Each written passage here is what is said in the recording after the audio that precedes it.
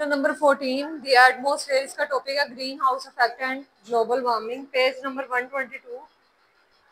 The carbon dioxide form a layer around the earth like an envelope.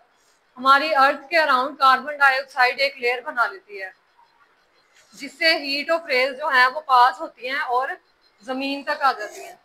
ये अर्थ है हमारे पास और ये क्या है, कार्बन डाइऑक्साइड की लेयर। यहाँ से सूरज की रोशनी क्या करेगी, एंटर करेगी अर्थ में। These rays are reflected from the Earth's surface and go back to upper atmosphere. ये जो गैस है कार्बन डाइऑक्साइड, ये भी सूरज की रोशनी के साथ अर्थ तक आएगी, ठीक है, फिर से टकरा के फिर ऊपर वापस चली जाएगी एटमॉस्फेयर की तरफ। Normal concentration of carbon dioxide layer retains enough heat to keep the atmosphere warm.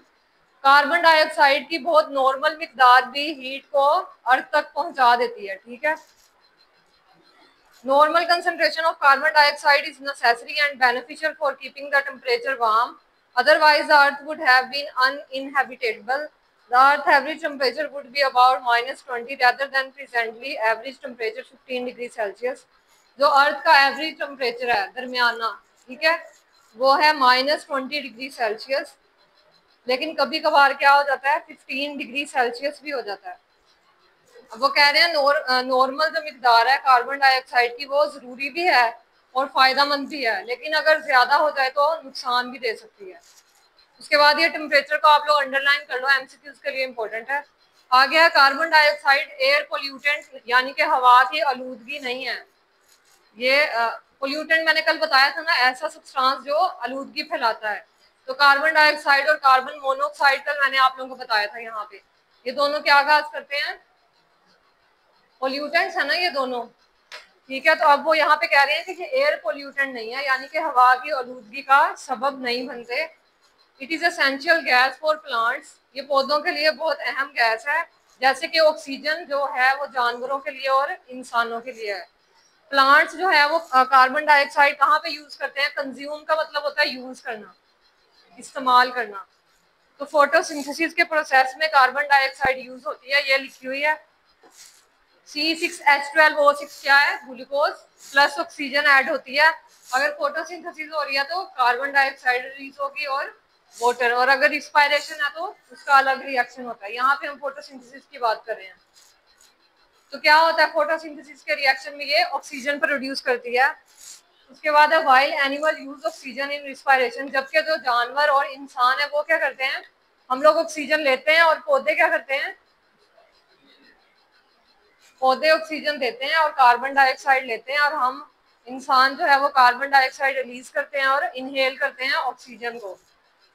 अब रिस्पायरेशन क्या होती है, जानवरों या इंसानों के सांस लेने के अमल को क्या कहते हैं, रिस्पायरेशन, और पौधों को क्या कहते हैं, फोटोसिंथेसिस, जो पौधों में प्रोसेस होता है। In this way a natural balance exist between these essential gases, इस वजह से कुदरती तौर पे इनके दरमियान क्या हो जाता है, बैलेंस हो जाता है कि एक जगह से ऑक्सीजन निकल रही है दूसरी जगह पे ऐड हो रही है, एक जगह से कार्बन डाइऑक्साइड निकल रही है और दूसरी जगह पे ऐड हो रही है, यानी कि इनकी कमी नहीं हो रही, ये नॉर्मल है, इनकी मिकदार बैलेंस हो गई है। But this balance is being disturb by emitting more and more carbon dioxide in air. लेकिन इंसानों की बहुत सी एक्टिविटीज की वजह से कार्बन डाइऑक्साइड हवा में बहुत ज्यादा होने लग गई है, इसके बहुत से नुकसान भी हैं। इसके बाद ये रिएक्शन आप लोगों ने करना है।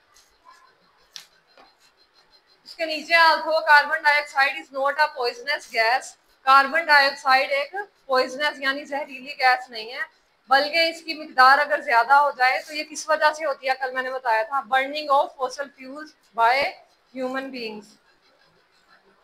कार्बन डाइऑक्साइड इन एटमॉस्फेयर क्या करती है, glass wall of green house. अब यहाँ से असल स्टार्ट हो रहा है green house effect. It allows UV radiation to pass through but does not allow the infrared radiation to pass through it. ये कार्बन डाइऑक्साइड क्या करती है, सन से यूवी रेडिएशंस को तो अंदर आने देती है, लेकिन इंफ्रारेड भी आ रही है ना सन से, उनको ये अंदर नहीं आने देती। इसका एक फायदा ये है, कार्बन डाइऑक्साइड अंदर आने देता है लेकिन इंफ्रारेड को अंदर नहीं आने देता जमीन तक। It traps some of the infrared radiation emitted by the earth. जमीन से भी जो निकल रही हैं, एक तो ऊपर से आ रही है ना सन से इंफ्रारेड, और एक जो अर्थ से आ रही है उससे भी कौन रोकता है, कार्बन डाइऑक्साइड के वो एटमॉस्फेयर में ना आ जाए, और यहाँ से भी इसको स्टॉप करता है कार्बन उसको, इंफ्रारेड रेडिएशंस को। Hence increase concentration of carbon dioxide layer. अगर कार्बन डाइऑक्साइड की मिकदार ज्यादा हो जाए तो इंफ्रारेड रेडिएशन जो अर्थ से निकल रही है उससे बचा जा सकता है, जो किसको बचाएगी, एटमॉस्फेयर में हीट एनर्जी आने से। हीट एनर्जी नहीं आएगी तो टेम्परेचर कम रहेगा, तो ज्यादा गर्मी नहीं होगी अर्थ पे। उसके बाद है it helps to stop surface from cooling down during night. इसके अलावा इसका एक नुकसान भी है कि ये रात को ठंडा नहीं होने देता, यानी कि टेम्परेचर उतना ही रहेगा जितना दिन में है। ये इसका नुकसान बताया हुआ है। As a concentration of carbon dioxide in air. अब कार्बन डाइऑक्साइड अगर ज्यादा हो जाए हवा में, less heat energy is lost from the surface of earth. अगर कार्बन डाइऑक्साइड ज्यादा हो जाएगी तो कम हीट जो है वो अर्थ से रिलीज होगी, क्योंकि कार्बन डाइऑक्साइड यहाँ पे है ना, ये इंफ्रारेड रेडिएशंस को नहीं आने दे रही। ठीक है। The average temperature of the surface gradually increase. अब सरफेस कौन सी होती है, अर्थ। एवरेज टेम्परेचर किसको कहते हैं, जो टेम्परेचर है वो क्या हो जाएगा, ज्यादा होने लग जाएगा, क्योंकि यूवी रेडिएशंस तो आ रही है ना। असल में यूवी रेडिएशन टेम्परेचर को इंक्रीज करती हैं।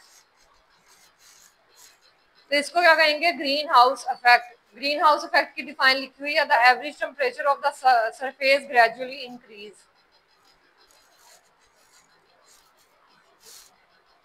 तो इसको हम लोग क्या कहते हैं, ग्रीन हाउस इफेक्ट, यानी कि कार्बन डाइऑक्साइड टेम्परेचर को इंक्रीज करेगा अर्थ के, तो उसको कहते हैं ग्रीन हाउस इफेक्ट। जैसे कि उन्होंने डायग्राम में बताया हुआ है, आप लोग देखो, सन से क्या आ रही है, हीट एनर्जी आ रही है, और ये दरमियान वाली क्या है, कार्बन डाइऑक्साइड की लेयर है, और ये अर्थ तक आएगी। और कुछ अर्थ से जो निकल रही है हीट एनर्जी वो एटमॉस्फेयर में जा रही है, रेड एरो से उन्होंने डोमिनेट किया हुआ है।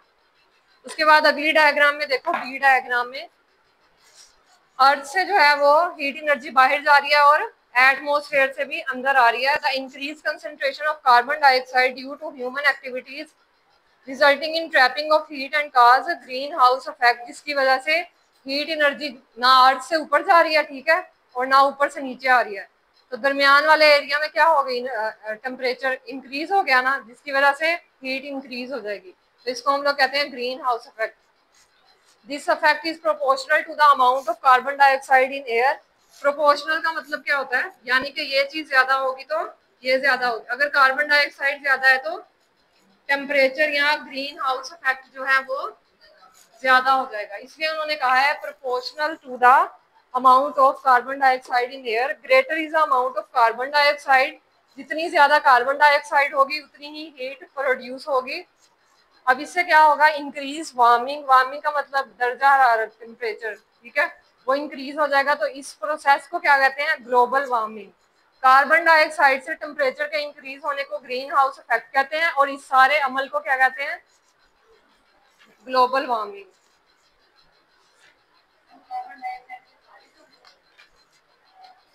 बढ़ने से कार्बन डाइऑक्साइड बढ़ किस तरह रही है, ह्यूमन एक्टिविटीज की वजह से।